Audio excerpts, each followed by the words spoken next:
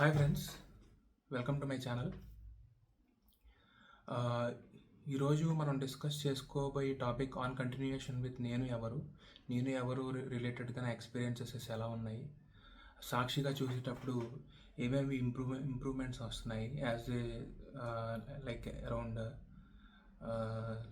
7 years నుంచి meditation చేస్తున్నాం కదా. సో ఆ ఎక్స్పీరియన్సెస్ ఎలా ఉన్నాయి, అలాగే సాక్షిగా చూస్తున్నప్పుడు మనకి ఏ బెనిఫిట్స్ అనేది ఇంప్రూవ్ అవుతున్నాయి, ఇవన్నీ ఈరోజు డిస్కస్ చేద్దాం అనుకుంటున్నాను. మెయిన్గా హూ యామ్ ఐ రిలేటెడ్గా ఎలా ఇంప్రూవైజేషన్ అనేది కలిగింది, సో చాలా ఆస్పెక్ట్స్లో కూడా ఎలాగ నాకు ఇంప్రూవ్మెంట్ కనిపించింది అని నేను డిస్కస్ చేద్దాం అనుకుంటున్నాను. సో కొన్ని కీ పాయింట్స్ అనమాట. సో ఫస్ట్ థింగ్ ఏంటంటే,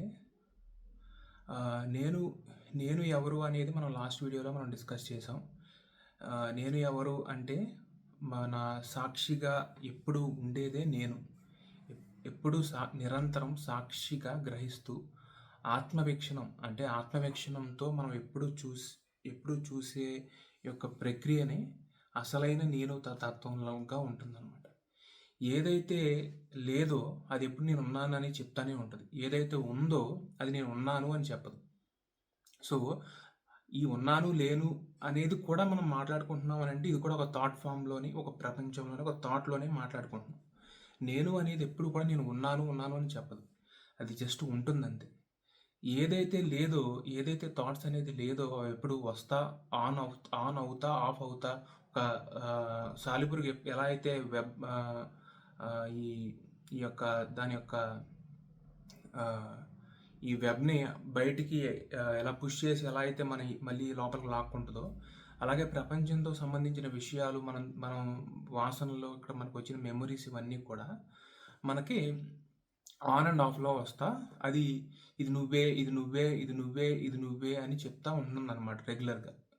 బట్ అసలైన నేను అది కాదు, నిరంతరం ఉండే చైతన్యమే నేను. అంటే చైతన్యం అనే నిరంతరం ఎల్లప్పుడూ ఉండే చైతన్యం, ఎల్లప్పుడూ సాక్షిగా గమనించే చైతన్యం మాత్రమే నేను. అది లేదంటే ఇవి లేవు, అది ఆధారంగా ఉంటుందన్నమాట. అది ఆధారంగా ఉండి వాటి మీద ఇవన్నీ ప్లే అవుతూ ఉంటుంది. అంటే ఇదన్నమాట. సో వల్లలార్ గారు మనకు చెప్పిన నాలెడ్జ్ ఏంటంటే, మనకి సమరస శుద్ధ సన్మార్గంలో మెయిన్గా 4 లెవెల్స్లో చెప్తారనమాట. ఇంద్రియ వీక్షణం, కర్ణ వీక్షణం, జీవ వీక్షణం, ఆత్మవీక్షణం. అంటే 4 లెవెల్స్లో మనం భగవంతుడు ప్రకటితమై ఉన్నాడనమాట. అంటే ఎప్పుడైతే మనం ఆత్మవీక్షణంతో చూస్తామో, అంటే సాక్షిగా మనం ఎప్పుడైతే చూస్తామో జస్ట్ అది అనుగ్రహం అనేది మనలోకి పాస్ అవుతుంది అనమాట. మిగతా క్రియలన్నీ కూడా, అంటే విగ్రహారాధనలు కానీ లేదంటే ఇవన్నీ ఇంద్రియ కరణ వీక్షణములతో సంబంధించినవి. ఇవన్నీ కూడా ఇంద్రియ కరణ వీక్షణములు అంటే పరిమితమతో సంబంధించిన క్రియలు ఇవన్నీ కూడా.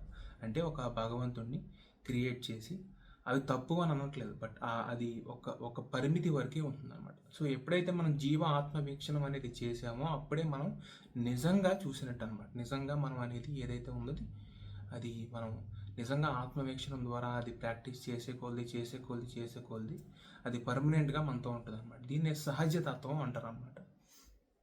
సో ఇవన్నీ నా ఎక్స్పీరియన్సెస్ నేను చెప్తున్నాను. సో నేను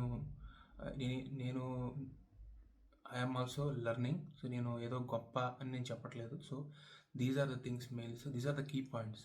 సో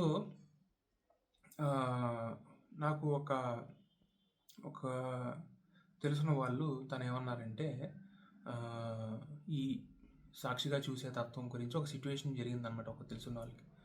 సో తను ఒక సిచ్యువేషన్లో ఏంటంటే, తను ఒక చోట కూర్చుంటే వాళ్ళ ఫ్రెండ్స్ ఇద్దరు ఎవరైతే ఉన్నారో వాళ్ళు సమ్ చిట్టి గురించి ఏదో మాట్లాడుకుంటున్నారు. అంటే ఈరోజు చిట్టి లక్కీ డ్రా నాకు వస్తే బెటరు అని అనుకుంటున్నారు.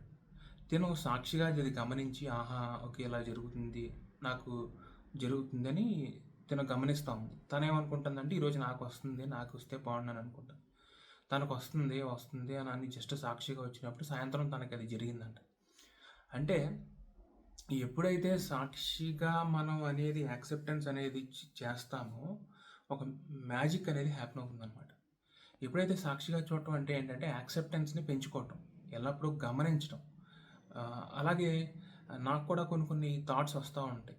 అంటే ఇప్పుడు ఫర్ ఎగ్జాంపుల్ నువ్వు చాలా బాధలు పడుతున్నావమ్మా, లేదంటే ఇంకొకడు ఎవరో అంటూ ఉంటారు, ఎన్నో బాధలు పడుతున్నారమ్మా అని అంటూ ఉంటాడు. ఎందుకంటే ఒక్కడో వేరే వాడి యొక్క బాధను కానీ, వేరే వాడి యొక్క హేట్ని కానీ, ఇవన్నీ కూడా అవతల వాడికి రుద్దుతూ ఉంటారు. అంటే వాడు బాధపడతా ఇంకొకటి కూడా రుద్దుతూ ఉంటారు యూజువల్గా జనాలు. ఇవన్నీ జరుగుతూ ఉంటాయి.